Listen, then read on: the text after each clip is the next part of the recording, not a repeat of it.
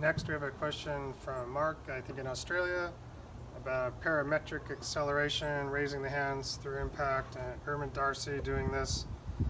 Is that a new thing, an old thing? I'm not sure exactly what you're talking about as far as the parametric acceleration, but parabolic, or the club accelerating quickly and then decelerating and then accelerating again, creating the parabolic type of acceleration. So yeah, it's hard for me to know exactly unless we sat and got on the same page with that. But as far as the hands raising up through impact, well, that's going to typically be a swinger's sort of release. When the hands are relaxed, then the shaft and the arm seek a straight line position here, more upright lie angles, and this sort of thing. We see some players starting with their hands lower, and as they come in, their hands come in higher because their wrists are more relaxed. Swinger's release, more active toe going through the strike.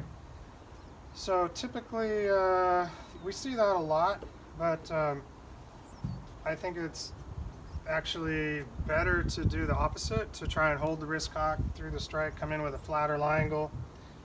If you watch Hogan, then you'll see that Hogan's hands actually come in lower at impact than they do at address.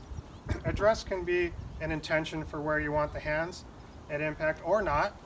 I think Mac O'Grady would be an example of a guy that set his hands really low at address. I don't think he had any plan of having the hands come in that low at impact.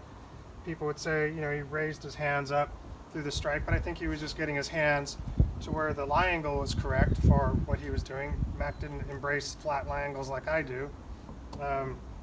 So I think he was just coming through the strike where he needed to be based upon his lie angles.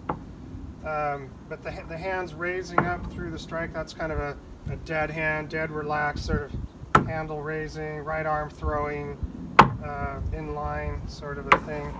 Swinger's release versus hitter's release. Hitter's going to try and hold the wrist cock through the strike, flatter lie angle, and keep the club face looking at the target, hands working low left and around through the strike. Would be hitter accelerating the torso. Mac was certainly a hitter, but he had his hands raising up, but I don't believe it's because he was trying to have his hands come in that low, or he wouldn't have done that. I think, I don't want to speak for him, but my observation would be that if he had his hands low with wrist cock, it just helped him set the hands earlier on the backswing because you're already presetting that wrist cock and then just rotating up and then coming down back onto a plane that would be consistent with your lie angle. So pretty sure that that's what he would say, what he was doing.